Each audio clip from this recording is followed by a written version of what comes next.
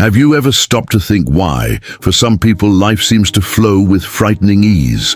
Why does prosperity seem to pursue them, while most of us struggle day after day just to survive? What I'm going to tell you today isn't about luck or talent. It's about a secret, a type of prayer that the Bible hides, but which, when revealed, has the power to transform scarcity into an avalanche of abundance. And I'm not talking theory. I saw it happen with my own eyes. I closely followed the story of a man who was about to lose everything and, in less than a month, saw his life turned upside down thanks to 7 biblical secrets to transform your life with prayer. If you've ever felt invisible to God, if your faith seems to have no impact on your bank account, then you need to pay close attention. This is knowledge only a few possess. A revelation that can change everything. My story intersects with Elijah's. He was a man of faith, the kind you find in a small church with a worn Bible in his hands. He had an unshakable faith, the kind you look at and think, this man has his heart in the right place. But Elijah's faith didn't pay the bills. He was a bricklayer. And the economic crisis hit like a punch in the gut. His calls to clients yielded nothing more than empty promises, and his hope dwindled with each "I'll call you back" that never materialized. The savings he'd so painstakingly hoarded evaporated like smoke, carried away by the winds of inflation and unexpected expenses. His wife, Maria, a woman of substance and faith as strong as his, began selling sweets door to door, but her smile, which once lit up the room, was fading. I saw in her eyes not just weariness, but deep pain, the fear of an uncertain future. The final straw came with the bank's notice, a cold, impersonal piece of paper that felt like a bankruptcy certificate. The house, the home he'd built with his own hands, brick by brick, was going up for auction in less than 30 days. That place that had sheltered his laughter, his prayers, and his dreams was about to be ripped from him. Elijah knelt on the living room floor, and he wept. But it wasn't a cry of regret, it was a lament of defeat, of helplessness. He looked up at the ceiling as if he wanted to pierce the sky with his eyes and cried out, "God, where are you? The Bible promises that you care for us, that you provide, but my family is starving.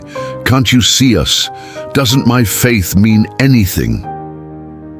In that moment of utter despair, of profound darkness, something clicked in Elijah's mind. He realized his prayer wasn't working, not because God wasn't hearing him, but because he was speaking the wrong dialect. He prayed in the frequency of lack, of scarcity. He communicated like a beggar, when in fact the Bible taught him to behave like an heir. Elijah understood that most prayers are like text messages, short, superficial, full of repetition. He needed something more. He needed to speak the language of prosperity. He picked up his old Bible, opened it to a random psalm, and began reading, not looking for promises, but for patterns. And it was there, in the solitude of despair, that he cracked the code, biblical secrets. The first thing Elijah understood was that he was praying from a place of lack. "Lord, give me money. Lord, save me from debt." A beggar's prayer. The Bible, however, teaches a prayer of a son, of an heir. He changed his posture. He knelt again, but this time not to ask, but to declare, "Father, I am your son. Abraham's inheritance is mine. Scarcity is not part of my spiritual DNA."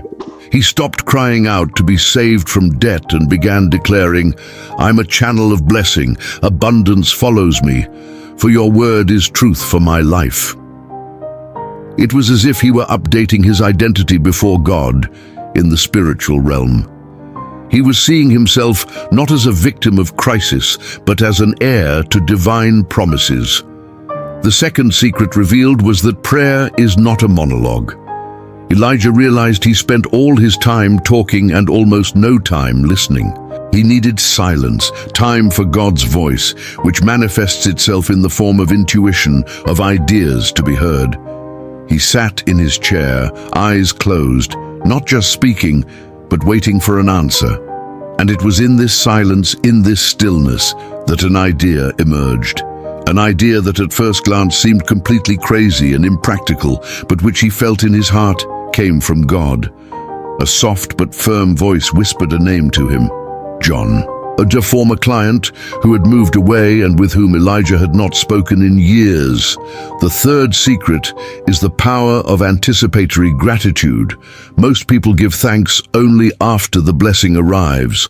But the Bible shows that faith manifests when you give thanks before the miracle happens. It's a way of telling God that you trust Him, even when nothing is on the horizon. Elijah, still holding the auction notice and thinking about looking for John, began to give thanks for the house that would be saved.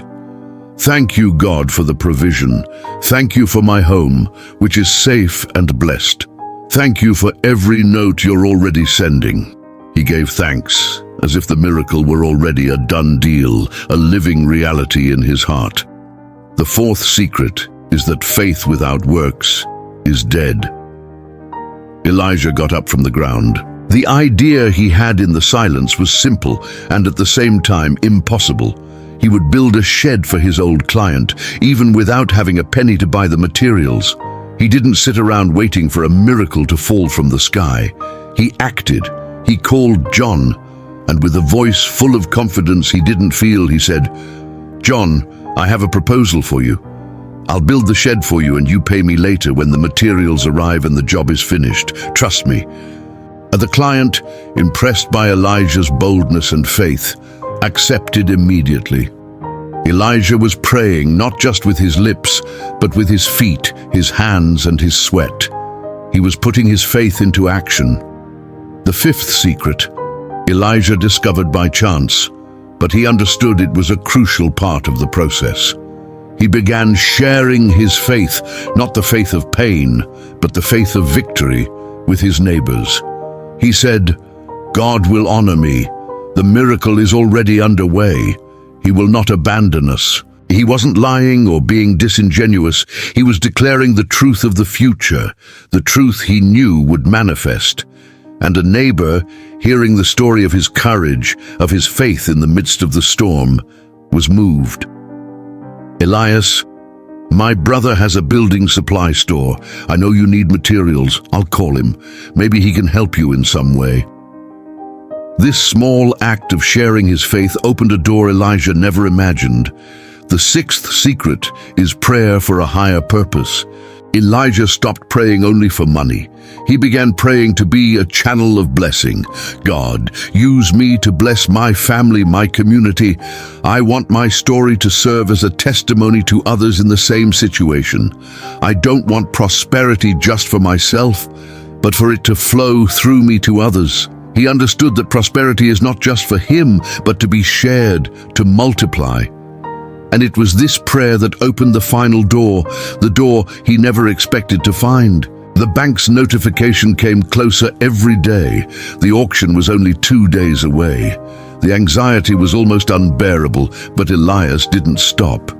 He prayed harder, worked harder, and witnessed more.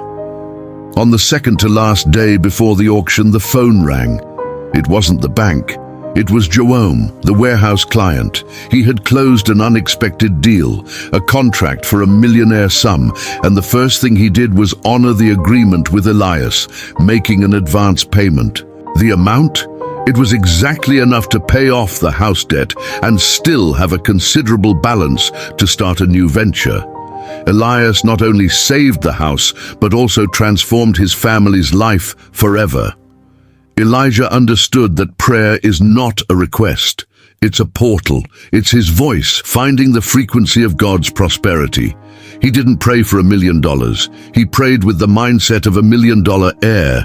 He prayed with faith, with action, and with the conviction that he was already prosperous in the spiritual world, and that this prosperity would manifest in the physical world. This is not a story of luck or coincidence. It is the story of a man who discovered the biblical secret of transformative prayer. The prayer that doesn't just ask, but declares. That doesn't just wait, but acts. That doesn't just desire, but becomes. Do you believe this really happened? Have you ever experienced something similar? If Elijah's story touched something deep in your heart, it's because this video didn't come to you by chance. It's a call for you to begin praying with a new purpose. I want to challenge you to try this for 7 days. Do you have the courage? If you have, and if you want to discover more secrets like this to change your life, I invite you to join this community. Subscribe to the channel and activate the bell so you don't miss any videos.